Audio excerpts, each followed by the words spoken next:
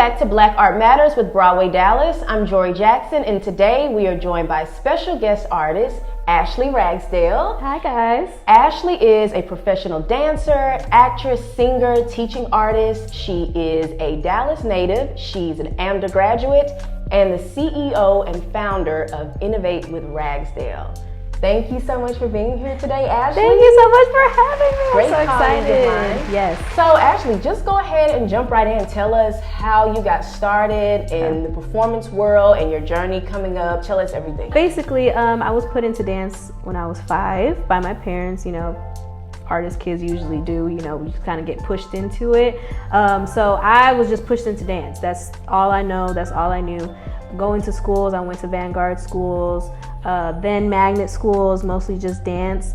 And you know, we didn't have a lot of money for me to be sent to summer camps and stuff like that. So I just went and got scholarships, like the schools that I would go to, Dallas Black scholarships, and then I went to Debbie Allen for like years, of like 5-6 years, to Debbie Allen summer intensive here in Dallas. And then they had their very first one in Fort Worth. Then they brought it back to Dallas. So yeah, so after that, I went to AMDA in New York. I loved the program. It was very, you know, at times stressful, as any college would be. And then, so after I, you know, went to AMDA, I came back to Dallas, and I just was kind of lost, to be honest with you. I didn't know what to do next. I didn't know if I wanted to, like, you know, start teaching at a school, or if I wanted to go to a professional company or something like that. So I, you know, just started doing gigs around Dallas. To be honest with you, I started doing acting stuff at Mountain View College. So even if I had already gone to college, I was kind of so lost that I was like, well, what do I do now? So I just decided I'm gonna act, or I want to try out my acting skills. Even though I did take acting courses in AMDA, you have to, but I was like, well, let me just see, you know, you have to network sometimes. And boom, next thing you know, I found my love for acting. I came back to you know, the acting community here in Dallas. I started just auditioning for different things, Holiday in the Park, Six Flags, that type of stuff. And then eventually I got into like the Dallas theater scene. And I said to myself, like, okay, so something substantial. I started teaching here and there at different studios. And I became the owner of Innovate with Ragsdale after a few years because of actually a tragedy that happened in my family. So I actually had to like make just more of an impact with my family. I had to, you know, pay more bills and stuff like that. So that's why I started. But I actually grew to love my company. So I just, you know, stayed there and developed it. And that's what I do now. Yeah, so now I teach and do all of that. So if somebody were to join Innovate with Ragsdale, what is that experience going to look like for them? Well, I would say, first of all, safety. Safe space. That's why I say, you know, safety. Innovate with Ragsdale started off as a one-on-one private dance teaching lessons. Any genre that you wanted, except for belly dancing, because I don't know anything about that. But other than that, I teach all genres. It started off as that. So I still teach, you know, one-on-one lessons, but after I started, you know, developing a sense of people wanting to come in for more of like confidence, enlightenment, I get mostly beginners who come to me. They want to tell me about their life, and then the arts kind of helps them bring out who they really are.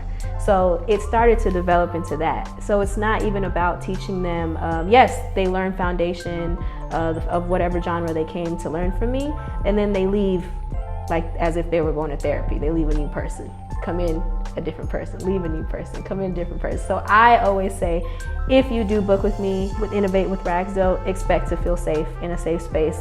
You can use the arts for anything. You may not even think you're coming in there to find yourself, but you leave finding yourself. That's what you would expect from that. Awesome. And so this is across generations, like any age? Any age. I teach from ages 11, because I'm not teaching kids yet. That will be in another, you know, group. I kind of have little stems in my company, so not teaching kids yet, but after I teach 11 to adults. So as older as 65 and you know, I've had like a 65-year-old man come to me just because he wanted to do a hobby. Some people come in to actually do an audition. I do audition training, acting and dancing. mostly musical theater training. I do just if you want to come in as a hobby. So whatever somebody needs from the dance art is what I provide and Innovate with Ragsdale. So tell us a little bit about your experience as an Afro-Latinx artist in Dallas and beyond. Like, what has the climate been like? What has been your experience? Maybe your hopes for the future, experiences, whether they be good, bad, in between. Elaborate a little bit on that for us. Okay, well, first of all, I'm very passionate about this subject. I've had positive and negative experiences, as you know, anybody, even women of color, have had. In Dallas, I do tend to be a little stereotyped for, you know, I kind of get put in a box a little bit, as you know, women of color usually do. So, but I think as an Afro-Latina, I guess they put me towards the Latina side, you know what I mean? But I would like to do more things that are, you know, I guess Black roles or something that I can be a part of that doesn't have to be stereotyped, if that makes sense. I love both cultures. I use both cultures in anything that I do, whether I'm acting, singing, dancing. I mesh my cultures together very well. I know my Black culture very well, and I know my Mexican culture very well. I tend to have an advantage in the Dallas community because I'm able to portray both sides, my Latin side and my Black side as well. So I kind of really, you know, take hold of that. That's really special to me because I am very, I want to be an advocate to mixed, you know, individuals like myself who we tend to, as kids, kind of get shunned out. Like we're too Black to be Latin and we're too Latin to be Black, and you know that's a real thing. But I use my art to just have people see that you can embrace both sides, be accepted by both sides, stay true to yourself, and use that to come into your art and to just show people that, hey, I'm able to do both. So yeah, I mean, yes, there are some negative stuff that happens. Like I may tend to get stereotyped and, you know, always do Latin roles, but that's just something that you just, you know, the community or the climate changes, you know, you have to keep fighting for that. It's just like anything that you believe in, you just got to keep fighting for it. And all you can do is hope for the best and do your best. But I just want to make sure that I am a good, positive role model to those that are like myself, and see that as a Black woman, I'm able to advocate for Black women and you know, be in that space. As a Latina, I'm able to advocate for Latinas and be in that space. Okay, Ashley, so tell us a little bit about your experience working with Dawn Rashad on the Electro Revival tour. I love the experience. First of all, shout out to Dawn. Hey girl! First of all, she's a great boss. She's an amazing artist, amazing person. She really lets you just kind of go free with your own artistry. So she takes her stuff very seriously. But and also shout out to Schooling Talent, the company who got me started into the Electro Revival tour. I was scared, I'm not gonna lie. That was my very first tour ever. When I went on it, I flopped the first show. I actually fell on my butt, like for real. I fell on some water on stage and it just took me off like the whole time. But I got back up, I finished strong, went in the dressing room and cried my eyes out. But ladies and gentlemen, that is a lesson for you, because after that, I came back stronger. I was in the studio by myself, just going practicing. And yeah, now I can do it with my eyes shut. I mean, it's like the most amazing experience that I've ever had, working with a group of people so far. They are, you know, they're very uplifting. Her crew is very uplifting. As an artist, I have grown. It really has taught me to take my time, trust my artistry, trust the process, and I'm just extremely happy to be a part of her tour and to be one of her dancers. What is probably one of the biggest lessons you learned from, like, directly from Dawn? Like, was there any advice she gave you? Yes. Or just? Well, one of the biggest lessons that she told me was to breathe. Just take your time and breathe. and to trust myself, because she knows, you know, when we have dress rehearsals and stuff like that, she doesn't scold you. She comes to you in a way where you'll understand, because she can see your talent, she can see what you can do, but she just knows that there are other elements that may be holding you back a little bit. So she is very good at telling you, hey, just breathe, just relax and trust yourself. And I really took that and ran with it, and ever since then, it's like we're the best on stage. We have great chemistry.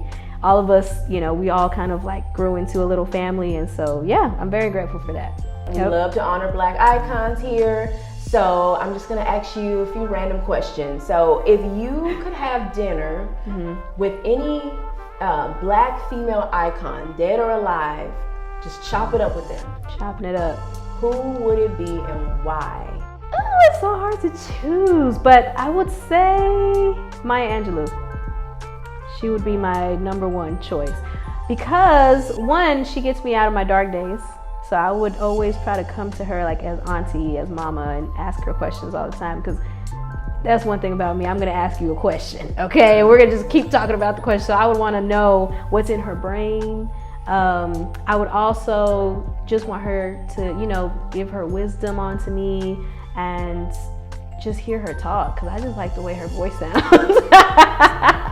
And that's yeah. So I just love Maya Angelou. She's always been an icon for me, and I cherish her very much. I use her poems all the time for my art. So yeah. I love that. No, as you were saying that, I was like, yeah. Yes. Like that could just go on and on. I love that. So we're gonna get into this or that speed round, okay? So this is pretty much gonna be very dance centered. May throw a little theater in there, but dance icons, iconic videos, iconic performances. So yeah, you just kind of whichever this or that you go with, okay? So Janet Jackson, Pleasure Principle or If? Ooh, Pleasure Principle. Debbie Allen, Fame or West Side Story? West Side Story. Michael Jackson, Smooth Criminal or Remember the Time? Ooh, why are you doing this to me? Remember the Time. That's the one. That's the one. Yeah, those are my favorite. Yeah, it has to be it. That has to be it. Oh, you almost got me on those. If you could only listen to one album by a Black artist for the rest of your life, what album would it be? You only get one. Oh, if I could only get one. Prince, his musicology album. I would just listen to that all day. And I grew up on it. I know an 8-year-old is not supposed to be listening to Prince, but I'm sorry. Hey, Daddy. He did he was a corporate to that, but I would say, yeah, musicology. And I know all the words.